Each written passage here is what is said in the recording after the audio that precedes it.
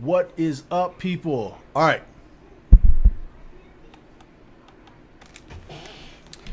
Ugh. So far as I can tell, I've got my mic set up. Although the second I went live, for some reason, the volume muted. I don't know why. So you probably didn't hear any of that great music. All right. So here we are. Yeah, we look good. Everybody good? I hope everybody's good. Welcome to the 37th Sacrament podcast. Might be like the 36th. I'm not sure. I think I messed up the numbering somewhere in there. I'm over it. All right. So welcome to the 37th Sacrament podcast. It's been a little over a year since we started doing these. And I still have absolutely no clue what the hell I'm doing. So there's that. But in other news, I'm doing my job in other locations, so it really doesn't matter if I'm any good at a podcast or not.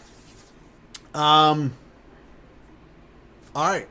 Patreon update. Patreon's going well. We're still pushing every day, every second. Everybody we talk to.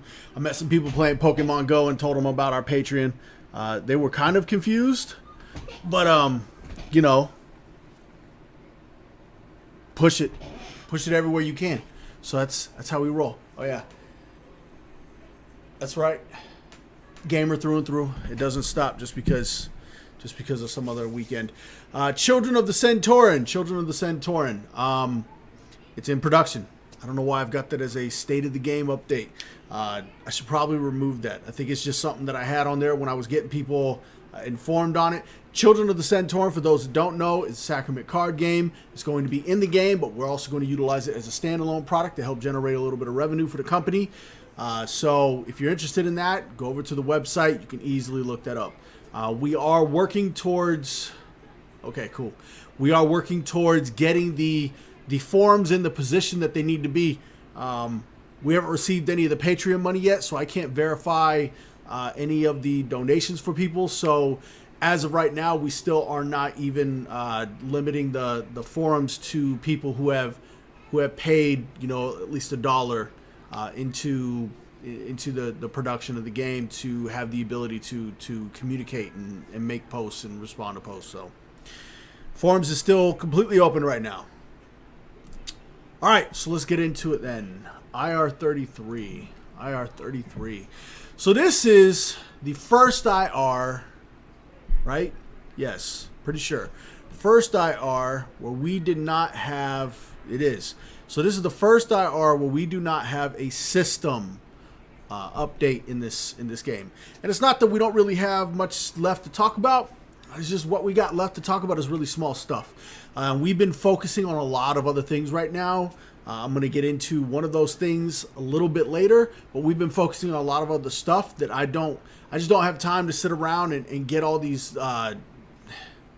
We have the design docs for the system, but I have to convert that into information that people can readily read through and understand and not feel like they're being talked down to and whatnot. So we just don't have a user design doc, so to speak, for the system that I wanted to release this week, that was scheduled to release this week.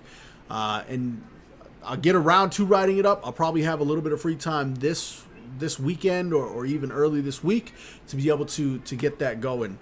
But the rest of the systems are all minor systems. They're all not even secondary. They're all tertiary systems, just kind of complements of complements kind of thing, where whether or not you hear about it now really isn't going to change how you feel about this game as in whole. Whether or not you think that this game can be successful, those systems that we have left that we have not really talked about on an IR, they're not going to change your perspective on any of that. So, all right, so let's talk about Geldir, the god of war. So Geldir, for those of you that are keeping count, each legion has 7 gods. Geldir is the 7th deity within the Tenebris Legion, which Tenebris is closely translated to chaos from Latin. So it's kind of the chaotic legion. It's not pure chaos. It's chaos as a means to an end type of chaos, okay? Which is why there's the god of madness and war, death, sickness, all of these elements are purely chaotic elements. They seem as though they simply just do not have any type of structure or format to them. But the deities, especially Geldir, don't function on a pure chaotic format. Okay, Geldir, you'll find if you've read over this lore yet, you'll find Geldir is actually very well organized, very driven by goals that he's trying to reach. The number one goal being the reason why he created the Tenebrous Legion was so that the Imperium Legion did not dominate himself mostly. And that's why he allied himself with other deities of his same caliber, of his same position, along the same lines as him. So Geldir works very closely with all the other deities, being the leader, the unannounced, unproclaimed leader of that legion. Geldir works very closely with the other deities. He loves to utilize sorry about that. He loves to utilize what they specialize at to help breed war, but also in war, all of these other elements just play into the natural setting. These are things that would happen in a war setting anyways. So it's a very, very symbiotic relationship between him and his legion. A couple things different about this deity versus most of the others is Geldir doesn't focus so much on punishing his followers. The only punishment that he seems, or the only crime, right, that he's got that he deems worthy for punishment is the act of causing peace. The act of working against war is something that he will punish. So much so that I believe it's right here. Yes. So here we go. The ultimate failure for one of Geldir's followers is not a botched attempt to start a war, but an action that could actually lead to peace through direct or indirect means, accidental or otherwise. It is irrelevant. It's simply just an action that could actually lead to peace. If a follower of Geldir becomes responsible for peace due to their actions, or takes actions that are those of a peacemaker rather than those of a warmonger, they are punished at one of the spectacles of the temple. In these spectacles, the offender is stripped and tied to a stake in the center of an arena. Two large carnivorous beasts, usually a type of wildcat, are then unleashed into the arena, and they then fight each other over who gets to eat the offender. The conflict ends when one of the beasts is dead and the offender is eaten by the victorious beast. So this is one of the things where you could see death coming, right? It's like I don't want to compare it to having cancer, but I guess it's the only one I can think of right now. It's like having cancer, right? Knowing the time's coming. Some people find absolute peace there. Some people tend to fall into this panic, right? Sometimes the bucket list is one of the things that's used to help overcome the panic. It's to give people a little bit, you're going to die in 6 months. That's what the doctors are saying. You're going to die in 6 months. Instead of dwelling on that, let's knock things off of a bucket list. Don't have one? Make one. What are some of the things you always wanted to do? It's not like you've got debt if you're going to die in 6 months, so let's go do some shit. In this type of a setting, psychologically speaking, that's not exactly how this is going to work, right? You're not looking at the... there may be some individuals, if these are real peacekeepers, for whatever reason, joining Geldir's side, if these are real peacekeepers, they may have the ability to find that serenity, knowing that they're going to die. But the majority of people put in this situation are going to freak out. They're going to panic. And it's only going to get worse the more and more the two beasts fight. So this is one of them ultimate tortures. Watching a train come at you full speed, knowing there's nothing you can do about it, and just time is absolutely stopped. Every second feels like days. And yeah, so you get eaten alive. Fun. So that's generally, or that's ultimately Geldir.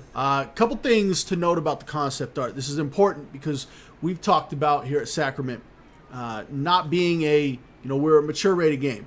We're not trying to throw dicks and titties all over the place, right? That does not mean that they are not going to be a part of our game world. In specific scenarios where it's not us reaching or even us just finding a reason to, these types of exposures may happen. It's the reality of a world itself.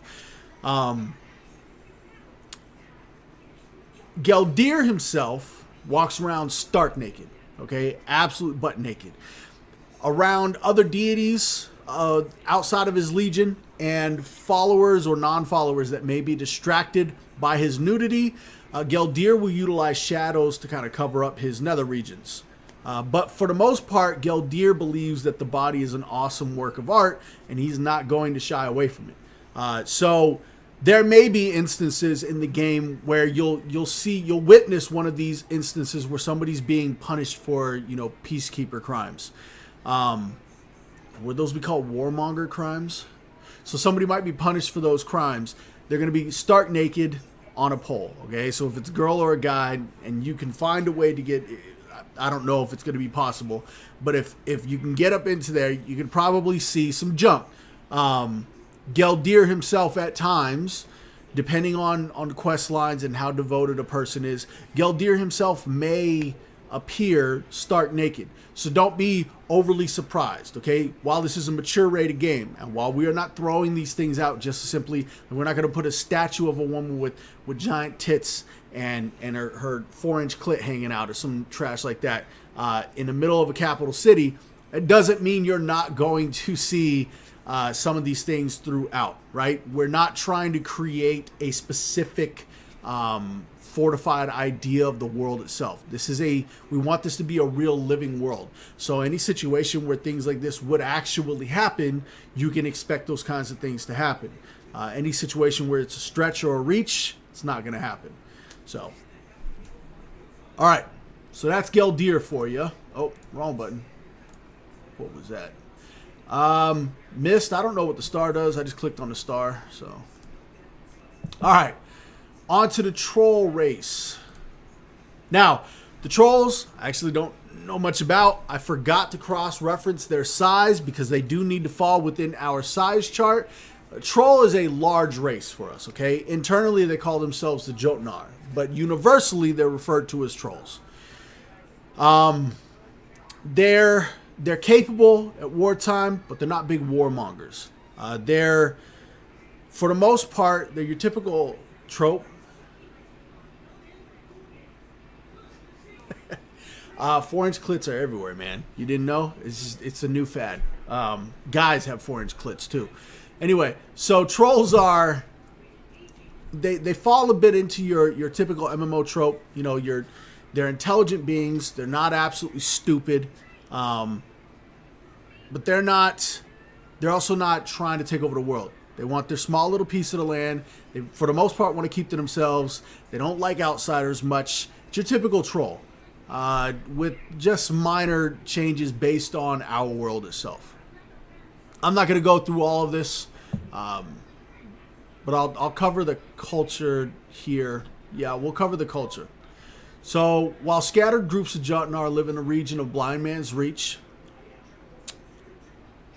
have I even released a single map to you guys? I think we'll release a rough sketch map idea on the forums. I think it's been long enough. While scattered groups of Jotnar live in the region of Blind Man's Reach, the biggest concentrations of this race can be found in settlements along the shores of the high-rise basin. A tribal society, for thousands of years, the Jotnar relied heavily on fishing in this giant lake. For those you haven't seen it yet, high-rise basin is a giant plateau. It's about 200 to 300 meters above sea level. And it's actually the smallest of the giant plateaus, but in the center of it is a lake that runs off over the edges. Well, not the lake. It has 2 or 3 rivers that run off over the edges. The lake itself is continuously fed by, I'm not even going to try to explain it here, by science, okay? By freaking science. Unlike the fishing practices of other races, the Jotnar use no nets or fishing lines to catch fish, but their own hands. Moving out of deep waters of the lake, they will dive from the boats, catch a fish in their hands, and leaping out of their water will drop the fish into the bins as they pass over their boats before plunging into the water on the other side and repeating the process. So, very water adept. A master fisher could completely fill his bin in minutes. Young Jotnar males begin fishing as youngsters in the small streams and rivers that flow into the high-rise basin. They will only move to the deeper waters of the lake when they pass the rite of passage, which involves catching a large fish known as a hakarl. Is that an L? Yes, hakarl. Most of which live in the oceans. There is a freshwater variety, however, that lives in the deep waters of the high-rise basin. And the venture to capture one of these is the first time the young Jotnar ever ventures into these waters. So, huge aspect of the culture, right? So the trolls are... They're very much to themselves. They like their land. They like where they live. They enjoy the climate. It's kind of a high-rise plain style of climate. So a lot of green grass everywhere, with palm tree type plants spread out. Okay, and it's not very thick. We're not talking about a forest here. You'll see one every 50 meters, 100 meters or so, depending on what part of the plateau you're on. It's a very habitable climate, a rather peaceful climate. As a matter of fact, in this particular climate, the only true predators are a species of bird that travel in flocks, and they will actually harass the fishermen if the fishermen do not take proper care of their fish after a catch. For non-trolls, typically pulling in a fish on a line or in a net, these birds will usually swarm on those types of targets and take their fresh catch before there's even a chance to fight back. So you'll have a small group of the birds will go directly towards the individual. Let's say a human's up there fishing. The rest of the birds will attack the line and gather up whatever fish they can and then take off. And this is the most aggressive part of this, the culture of this entire area, the high-rise basin up there. There's a form of insects that love to hang out in the trees that are a little venomous. By little, I mean a lot venomous. And then you've got some monkey-type creatures. They're not monkeys. I only say monkey-type because they can climb trees. They're nimble enough to walk on all four as well as on two, or is it three? All five and three? I don't remember. But they're tricksters, they're pranksters. They love to play around with people. They eat those small, pesky little insects that are very poisonous. But they will mess with people any chance they get. They're kind of assholes. But they're not aggressive in any other way. So the birds become the most aggressive. And the rest of it I'll let you explore if you have not already. So this is the for the most part, the makeup of IR33. Again, no major system in IR33. It's stated, we've already covered our major systems. If anybody wants to see what our game's going to look like, if they have the capability to convert words into an image, into something that they can actually see how it'll play out, all of that information is on the website. Any systems that we have yet to talk about, which I believe there's only 5 or 6, are tertiary systems. We're talking things that we could actually leave out of the game and you wouldn't notice. There are things that improve small quality of life, are there to kind of help coordinate between other systems and other elements, interaction with the world, stuff like that.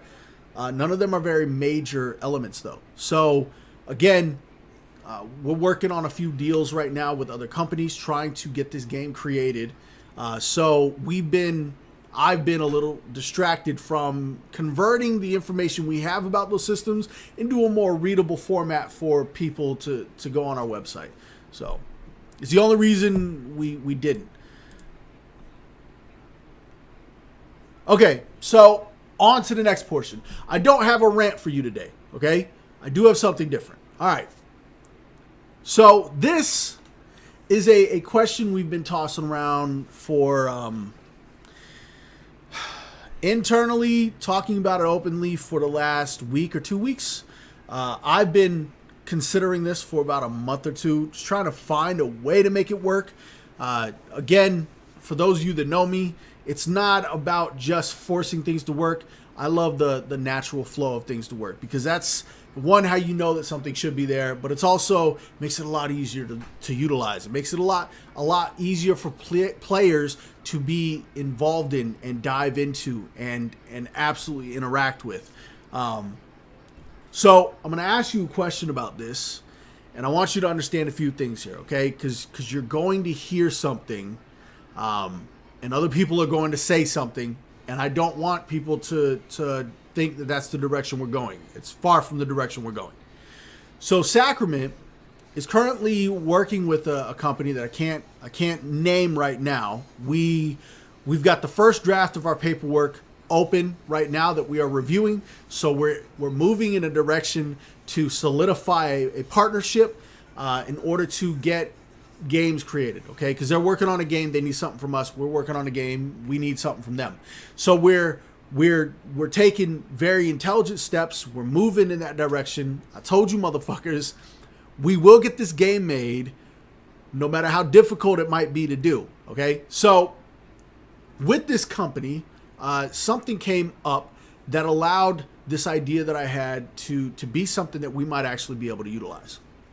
So our plan, right, was to create our world space sections at a time, obviously, because it's huge. I mean, it's going to take about a year just to craft the entire world space, okay? So it's going to take a year to craft the world space, and as we create each major section, the idea was to have people to open up a server for people to come in and start exploring. That way we could start adding things like hostile NPCs, combat, UI elements, all of these things we can continuously add and have a continuous testing cycle going. Never a closed testing or never close down a testing cycle, so we can continue to gather information. Now, this is how it used to be a long, long time ago. Okay, it was tedious testing of continuous systems, and it wasn't beta events. There were ongoing betas and alphas all the time. Even if you weren't aware of it and weren't invited to it, they were always there. And there were some times where players knew about certain events because the game needed more people to come in. So they would market it, not really market. They would just tell people, hey, we need more people for testing. We want to test the server. We believe we've increased its capacity, or we want to test more things and gather more data more quickly.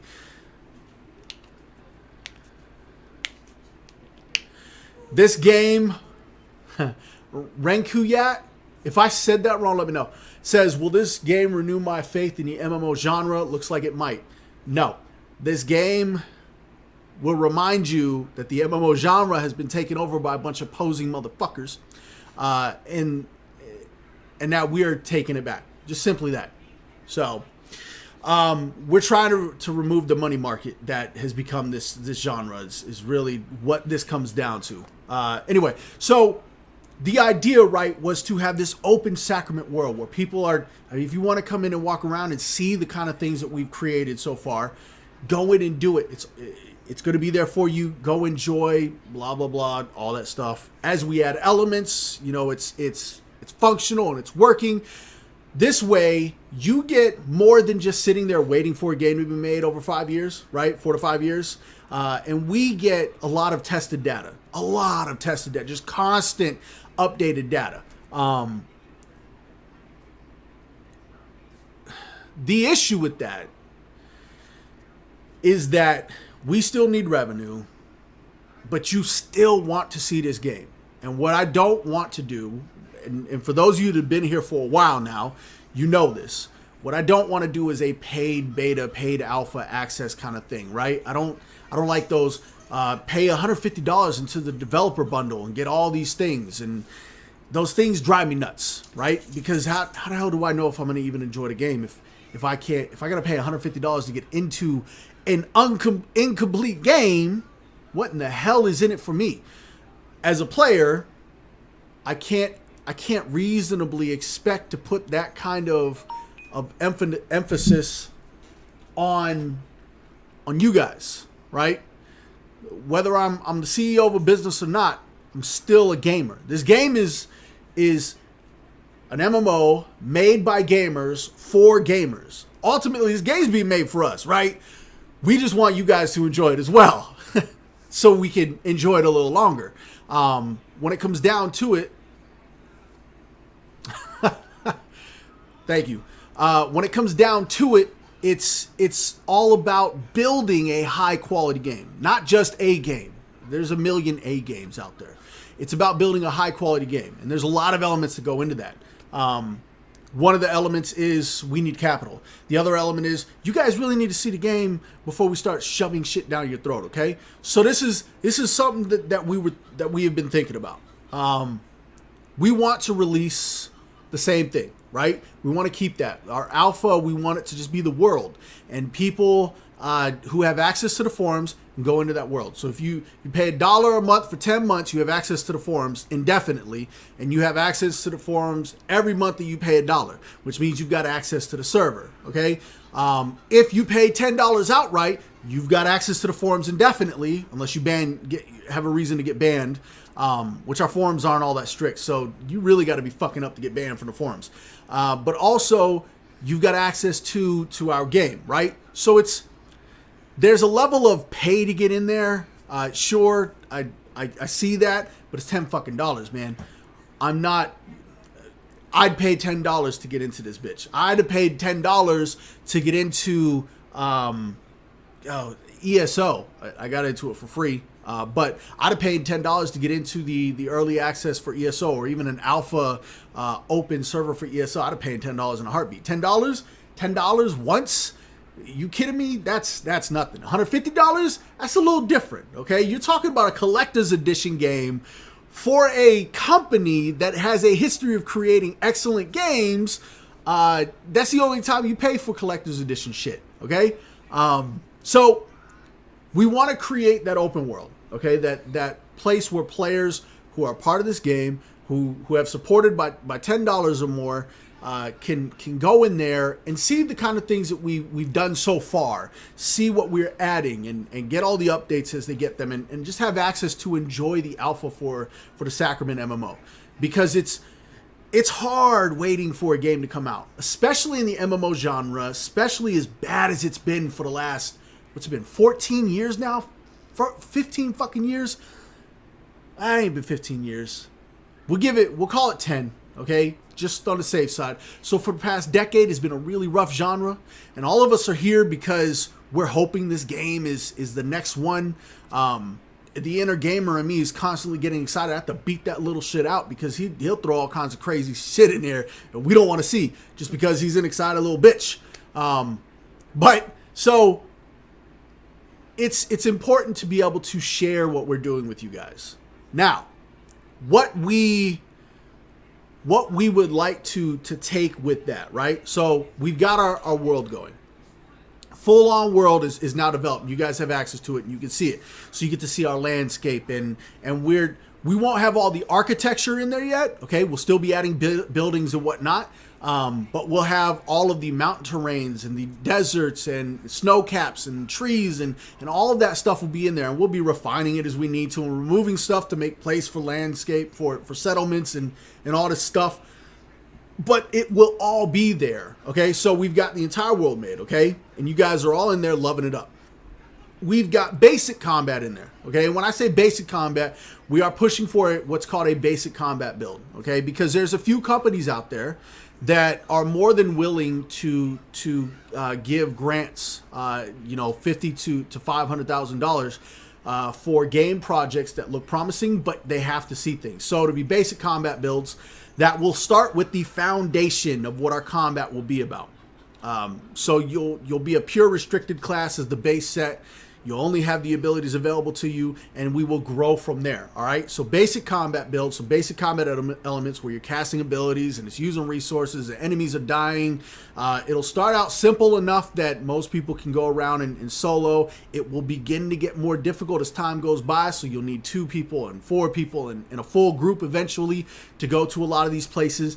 And when we want what we would like to do is when we're at that point, right, where we've got all the combat stuff going, not completed, but the basic combat elements in there, and the basic enemy and AI elements in there, and enough enemies that it's not 3 or 4 enemies, but it's enough, and at least one of all 5 roles, right, for you to pick from, so you can pick one class from all 5 roles.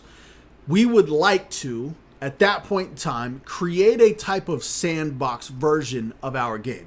Okay? Now, I just said some scary ass fucking shit right there. All right? Because, and this is where people are going to go with this. EQ Next went something like this. Okay? So, something like this. They did not go down this road. But there was something like this, and we see what happened with EQ Next. All right? A few important notes with all of that. EQ Next did not understand their game. We have our entire game available for you on our website. We've got every design doc we can have drafted up. We may need to refine some depending on who's going to be working on the systems, but for the most part, our design docs are all in place. Our entire game scope is in place. We understand what systems we're using. We understand our market. We're not building a game piece by piece after a piece is done. You see what I'm saying? We're not waiting to figure out what the next piece is to the point where we get to that next piece. We already know all of our pieces. So that's something that is important. On top of that, we're not going for... So with a sandbox, there's one element that is absolute. One element that must be there or it will not work is an infinite amount of space. Okay? Eve. The most successful sandbox MMO out there. What's it got? An infinite amount of space. You think all the star systems are discovered, and then you take a gate to a new spot, and a new star system is discovered, and now it's plotted on the star map. Okay, it's an infinite amount of space, which requires a little bit of procedural generation, which isn't that difficult anymore, right? No Man's Sky's got what, 56 quintillion planets or something like that. 86 quintillion, I don't know. Either way, none of us could explore all of those in our combined lives. So when I say the next part, I want you to understand a couple things. It doesn't take nearly as much to manage a sandbox, okay? Sandboxes almost run themselves. Almost run themselves.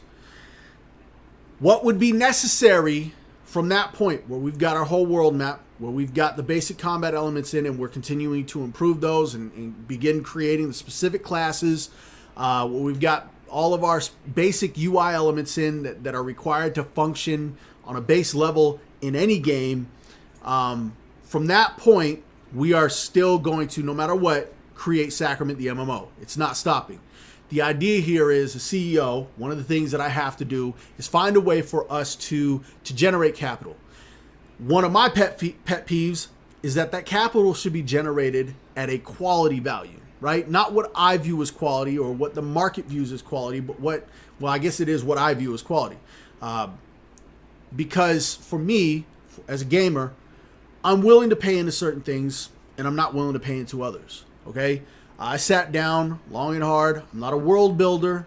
I don't play Minecraft. My son plays No Man's Sky, but I won't touch it. I'm not into those kind of things.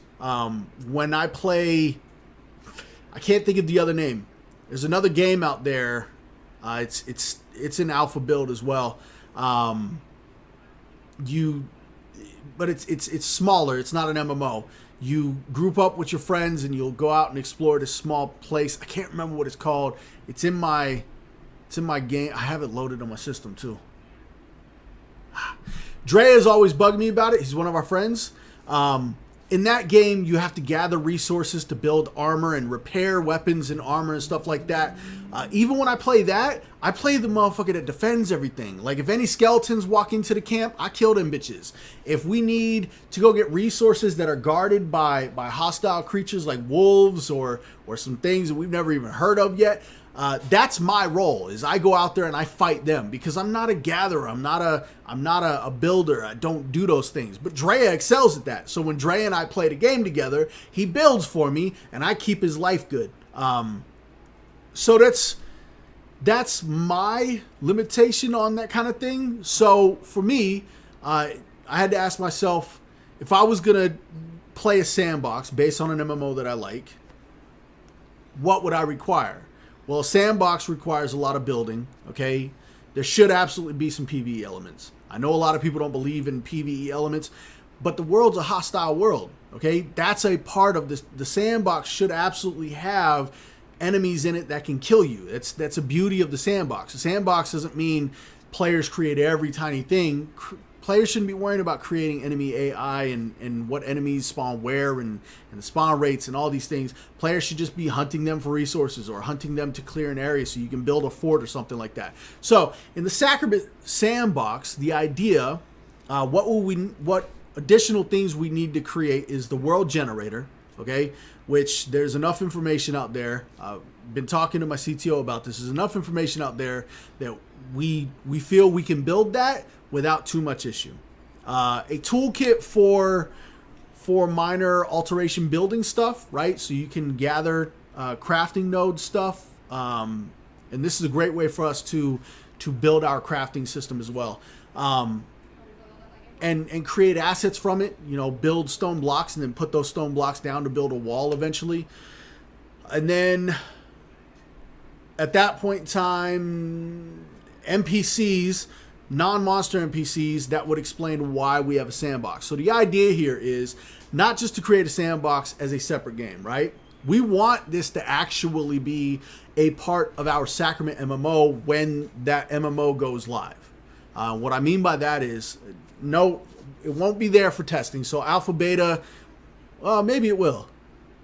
I don't know. I haven't decided that yet. Now that I say it out loud, it'll probably actually be there because that wouldn't be an issue. But the idea is, while we're building our game, you know, people are going to have access to this normal map, this individual map, and we're constantly going to be loading things into it. But people are going to get bored really quick. So if we gave them more exploration, more to explore, we have a way to do that, and I don't want to talk about that yet, how we would give you an infinite amount of space. I'm sure some of you have already figured it out. But when we provide that infinite amount of space, sorry, we give players a lot more to explore, and we can still plug in what we're building our MMO with, and they're still testing all of this stuff. And eventually what would happen is classes would be available in that Sacrament sandbox setting that players can utilize and continue to test and test to a further level, which means that the combat element of our game has an even bigger chance of being an absolute success. The design is there. It's all about testing, breaking it and rebuilding it, shattering it and rebuilding it, just like your pets if you're a techromancer. So there's three elements that we would have, three additional elements that we would have to build. Of all those three elements would not actually be a part of the Sacrament MMO if we did not build the Sacrament sandbox, which means you're talking about 3 to 4 months where one or two of our teams are going to be working on building things so that we can create a Sacrament sandbox. Now, the Sacrament sandbox, let's talk about how is this going to generate revenue. So if you paid into the game $10 or more, $1 a month, if you're at $1 a month, you've got access for that month. If you're at $10 or more, you've got access to the Sacrament MMO map itself indefinitely, okay? Just until that motherfucker goes offline. So what happens is, if you wanted to partake in the sandbox now, we would put an additional, what's it called? Subscription on that. All right. So that would have a small subscription on it. I don't know, $5, $10, something small, something that we'll likely discuss with you guys more than just internally to help generate a little bit more revenue, right? Just a little bit more. I mean, we're at the precipice where we're knocking on doors that are very promising for us. So it's not like we need to pull millions and millions of dollars out of people immediately, and that's not the goal. But it's it's always nice to have multiple areas where you're pulling revenue from instead of demanding it from one spot and putting a lot of stress on that one spot. So that's a rough outline, right? So there's some things here that I've got that I can't really go over yet, simply because they are major elements. They would change some of the stuff we've been specifically hiding from you guys, lore-wise. It would make that something that we could start talking about, but we want to make sure that we are going down that right path. So this topic is going to be up on the forums. I'm going to take what I've got here on my notes, and I'm just going to copy and paste it into the forums. I'm not going to try to type out this long thing. If people have questions, ask the questions. I think I'll put a poll on it immediately to see how people feel about it. Just kind of gauge the way people feel about it, and we'll see. We've still got about a year before this is something that we put a yes/no consideration on, right? Because we can't even do this until we've got our world map created. That's going to be a huge part of this. And you guys should be within the world, playing around with it, seeing the type of landscape, the environments we're creating, the way that players interact, both naturally and unnaturally with the environments, slowly adding NPCs, hostiles, slowly adding combat elements, just slowly adding all of these things that we're going to be able to add. And we're confident that will bring people to help fund this project. But we would like to provide a little bit more for those people while they wait for the MMO. On top of that, from a very unique standpoint, we have the potential to pull into markets. Let's say Sacrament, the MMO, is absolutely live, right? Let's say we're live, we've been a success, we've got 2 million people playing this game, which is far more than we're going to need playing the game in order to be successful. But let's say we've got 2 million people playing the game, right? It's 2020. Game's out. We're all playing it. We freaking love it. We have, through natural elements that have already occurred in our lore that we can now utilize, we've got the potential to also include a sandbox element that ties into the main game of the MMO, and all that happens is there's a minor change in rule sets as you go through. No different than between the way that abilities work. You know, if you cast an ability on an NPC, it works one way. It does, let's say, 100 damage. If you cast that same ability on a player, it might only do 50 damage. We don't know the exact scale with that yet. That's testing pending. But when it comes down to it, eventually, I want to create the sandbox anyways. But if everybody here is too nervous about the idea of the sandbox being there while we're building the game itself, like it's going to be a distraction or something, I'll put that bad boy on hold. I don't really care. But imagine, if you will, for a second, 2 million people playing the MMO because they love PvE or PvP or crafting, and then another million people playing the MMO because they love sandbox. They don't even explore the PvE, PvP and crafting sections of the world. They just go into the sandbox portion. But you're able to communicate live time with your buddies who do love the crafting and the PvE aspects, but they don't like the sandbox. You're able to form guilds that cross these bridges. I mean, you're talking about, we have the potential to open a doorway that no MMO has right now without even having to consider reaching for that doorway. It just naturally presented itself to us. So that's one of the goals as far as the sandbox goes, and one of the reasons why I bring it to you. Crave, rightfully so, is very nervous. So when we do talk about this on a much larger scale, it's something that we have to be very cautious about. But Crave is very nervous about being compared to EverQuest Next / what was their landmark? EverQuest EQ Landmark, EQ Next. On one page, I agree with him. I'm a little nervous about some people making that comparison. On the other hand, it's probably the same exact people who in the beginning said these guys don't even have any lore. It's just the basic it's just basic fantasy stuff. They're not even original or creative. When they saw that lore that we've got so far, they then jumped to, oh, but they don't have any money, so they can't build anything. And now, I mean, we've got a pending contract with a company that's going to help us build the entire map. Now they're likely going to jump on the EQ Next bandwagon. Whatever insult they're going to jump to. They're going to jump to, I can't be held back. Gamers cannot be held back by the fear of what some people are going to say, right? I don't really give a shit. If I can be brutally honest, most of you know I always am. I don't give a fuck. I really don't. If somebody wants to be there upset about shit their entire life, be fucking upset. Go to Reddit and 4chan and all these other places and talk about how shitty you think something is. I don't really give a fuck, okay? I thought Batman vs. Superman was good, and I really love Suicide Squad.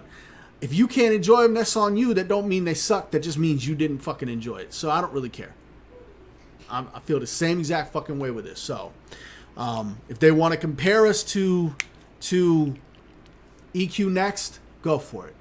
I'm going to call you an idiot if you invite me to the conversation about it, because you're doing a bland comparison. You're not even actually looking at any information, but that's it.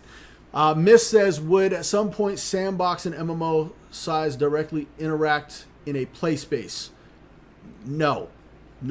There's a major issue, right? The MMO is being created with all this lore and all these cultures, and we're talking NPCs that have very specific tasks that they perform, cities and outposts, and some of them go fishing, and there's all kinds of stuff that happens that if we allow players to just take and do a full-on sandbox in this world like we're planning on doing in the other place, all of that shit is gone. So all of that shit that my developers are working on is gone, but we can still provide the sandbox without having to load into a different game by simply walking through, a portal, so to speak. And now you're in a sandbox landscape. And it's so when it comes to that,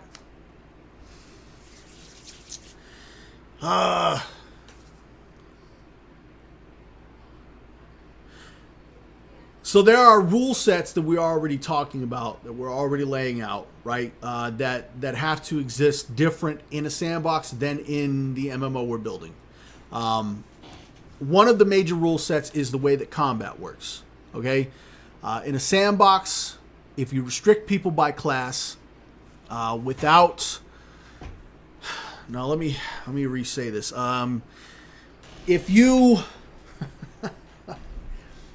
If you open everything up, right? Like in the Sacrament MMO, all global abilities are performed by all classes. The differences are that global abilities only going to be so strong for you based on your class role metrics. Okay, so an assassin picking up a DPS ability is going to be far more effective with that than a bard or a paladin with a DPS ability. Far more effective. Okay, I don't even think bard has any points in DPS. I don't think a paladin has any points in DPS either. I don't have the chart sitting in front of me, but they would get the lowest potential damage you could possibly have from that ability, where the assassin would get the most potential damage you can get from that ability. Okay, in the sandbox space, you have one of two options. One, you open it up to where there are no classes and everybody can absolutely do everything. Or two, you have to firmly restrict it. Now every class only gets a primary class. We have two instances where two of our classes don't have a primary class. They have two secondary classes. They would maintain that because that is their role. So that would be a very unique situation, but they're not better than somebody that performs one of those roles as a primary. So there's weight there, all right? It's not just unbalanced and blind. So you either restrict it all. So a paladin only gets to use tank abilities, period. A DPS only use DPS abilities, stuff like that. Or you open it all up and everybody can use all abilities equally, right? So those are the two options. Neither of those two options exist within our Sacrament play space, which changes combat exponentially. Which means, just in that one element, we can never allow the sandbox portion of a game to ever directly be the same space and same time as the MMO portion of our game. The mechanics would not work. They would violate, bug out, and you'd probably have an implosion of the entire universe or some shit. That doesn't even speak on how gear works in the sandbox versus how it works in the MMO. right? There's no tier progression in the sandbox. The sandbox works a lot differently. In the MMO, there's tier progression, which means your gear, as you get higher up in tiers, is a little more powerful. You still level up skills in both. We definitely want players to level up skills in both. But there's a couple other elements in the non-sandbox. The world is preset. It is set the way it is. You're not changing. You're not going to be able to build a fort in the middle of nowhere. Now, that's something we can incorporate in the future. But again, infinite amount of space is required. So we would have to first do that, which leads to instancing, which is always a bitch. Just straight up, it's always a bitch, okay? Which is why instancing usually only works well in housing areas, all right? In the sandbox, an endless amount of space. And again, you're going to have to trust me when I say that. I can't say right now whether or not we will, because if you guys decide you don't want to see the sandbox while we're building our game and testing things out, then we won't put it in there. And I'll find another fucking way to breed money, okay? Breed it. Like I make $2 fucking a third one comes out. To generate revenue. This is an idea. This is not something that's set in stone. This is something we talked about briefly, and I feel, as I stated from the very, very, very beginning of this, and quite a few times since, that you guys should have just as much say in any major element as we have. Okay? This is very important. This is part of that communication thing. It's a huge key on us not feeling like we're gods. It's one of those power check things, all right? I know the U.S. government may be screwed up, but I'm still one of them crazy-ass people that believes that the people, and in this case the gamers, should have ultimate power, all right? It's just how I feel, because few people become corrupt. Millions and millions of people, corruption's really fucking hard to do.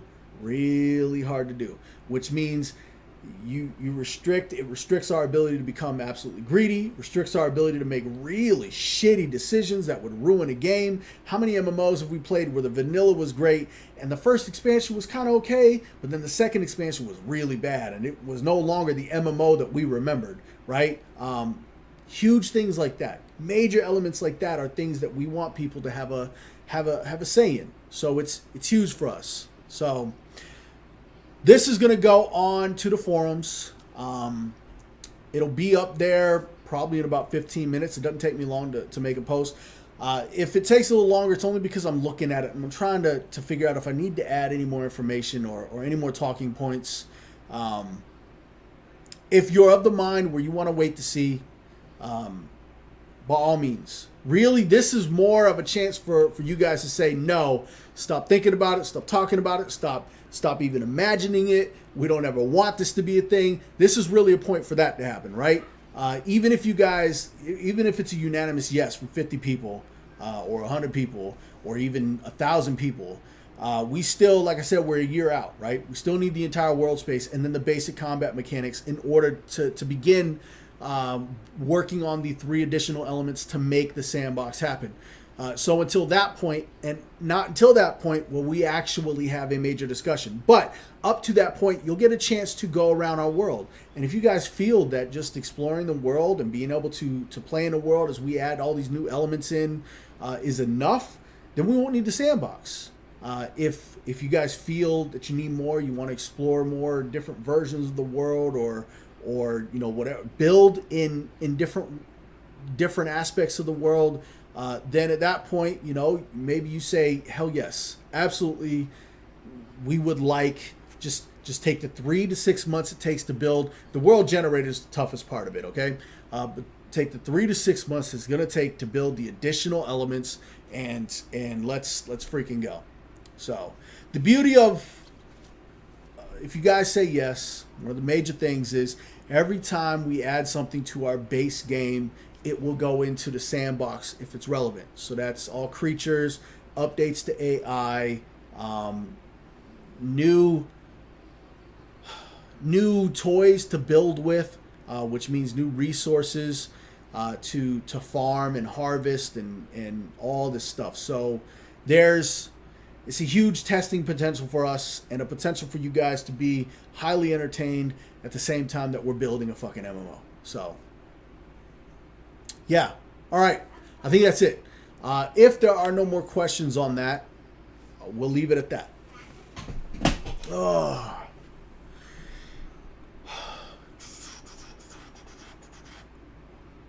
All right. So I'm going to do my closeout shtick here.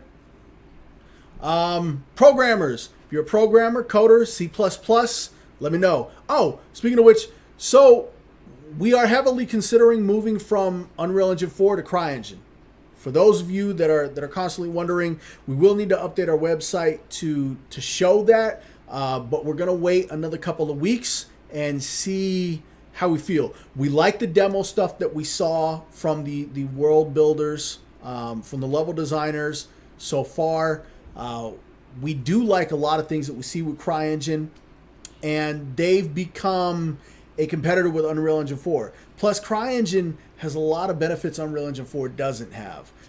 The major difference, which I think we would have actually wound up having to do with Unreal Engine 4, now that I'm now being told this, is each zone, and I'll release a map. It's going to be a rough map. Please don't fucking laugh at it. It's atrocious. I know it's atrocious. I did it in Paint, but it's our world map, and we don't have a choreographer yet, okay? Or a choreographer. Yeah, so we dance around the studio all day in underwear. No, we don't have a cartographer yet. It's not something that we've even been focused on. If you've got cartography skills or know a cartographer that would love to help us out with this, volunteer button is below. My email's almost freaking everywhere, so reach out to us and hit us up. But yeah, programmers. So C++ programmers, anybody familiar with CryEngine, head on over. Creature modelers. Modelers at all. If you're a character modeler, please come talk to us. We've got a lot of work for you. 2D concept artists for landscape, for characters and creatures. 2D level designers. We've got our overworld dungeons that we need to start mapping out. I need that done. I'm no good. I mean, I'm probably going to wind up going in and start doing a little bit of it. But if you've got a talent for this and it's something you really love to do, come on and sing. I can't provide upfront damn it. There's that. Yeah. Compensation, but we work with term sheet agreements that talk about. Yeah, no. Trust me. When it comes to jumping engines, it's not something we want to do. The only reason we're considering this change is for the reasons I stated. CryEngine seems so far from everything that we could find to be far more beneficial than Unreal Engine 4. Oh, and I forgot to mention. So our zones, instead of being a complete open world, no zoning, there might have to be a couple second load time between major zones. So that, from what I'm being told, would have wound up having to happen with Unreal Engine 4 anyways. So there's that. Yeah, okay, so remember, Patreon's below. If you like what you're seeing, if you've been on the website, you're loving the lore, you're loving the game design, if you come here and you appreciate a loudmouth CEO that swears a lot and is not afraid to tell somebody they're a fucktard for building a shitty MMO, hey, jump over to our Patreon, donate $1, hell, pledge $1 a month. I love you for life. Every little bit helps. Okay, capital is our number one enemy right now, and it's America. So Patreon link is down below. We also have Facebook and Twitter. You can get the Facebook link down below. Like us on Facebook. Share our stuff to your friends. When we post anything, share it out to your friends. And when they say, what the fuck do you keep sharing? Tell them, Sacrament, dude. It's the next real MMO. And be sure to put an emphasis on real, because we're not fucking around. There's no single player bullshit here. Well, there's minor single player elements, but only at the very beginning. And if you're really skilled, you might get away with some later on. But endgame is not happening. Our raids are built to destroy single players. you're not even doing a raid with a small group. I don't care how fucking good you are. Mechanics. Twitter link is down below. Like us, follow us on Twitter. Retweet our stuff. Yeah. We have a Sacrament Reddit page. We do not use that right now, only because I don't have a social media manager yet. And I am horrible at social media. And I know we're supposed to be keeping up with it, and I'm doing everything in my power to do so. I just really hate social media. So somebody should harass Crave and Adora to help me out with that from time to time. Website and forum links are down there. If you go to the website on the main page, there is a sign up for our newsletter. The newsletter talks about all major things. This topic, how would you feel about a Sacrament Sandbox, will pop up in the Sacrament newsletter. Probably wind up happening next Wednesday. I'll prep everything later today. I'll probably go do a little bit more Pokemon Going for an hour or two and relax a little bit and then do that. Yeah, that's right. I said it. I play Pokemon Go. I don't really give a fuck if you like it or not.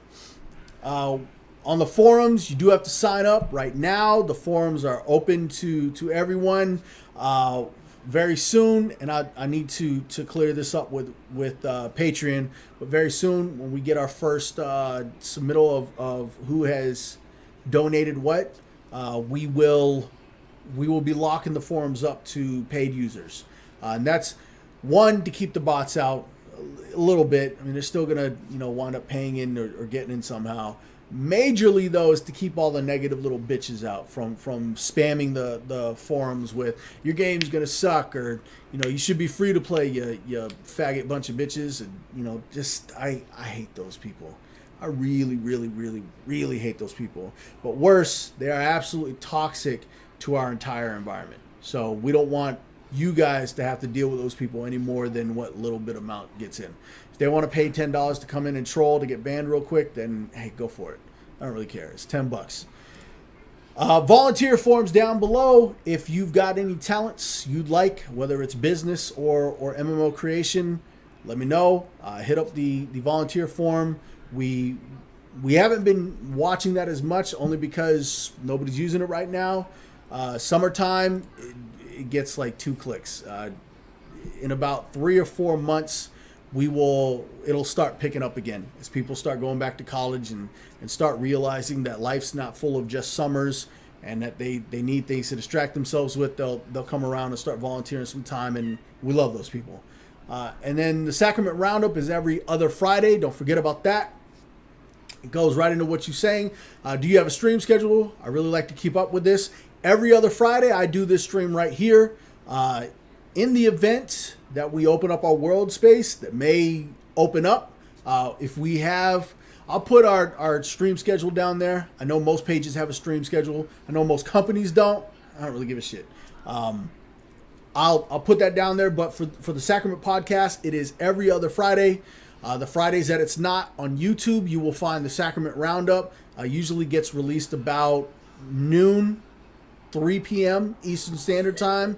And they're very good about sending out a tweet and a Facebook message about that. So follow those pages and you'll keep up on those as well. Yeah, so that's it. That's what we've got there. All right, yeah. So have fun. I'm gonna put this on the forums and go and relax a little bit because it's been a really hot day for me. And I think that's it for now. Yeah, that's it for now. All right, you beautiful bastards. Have a great day.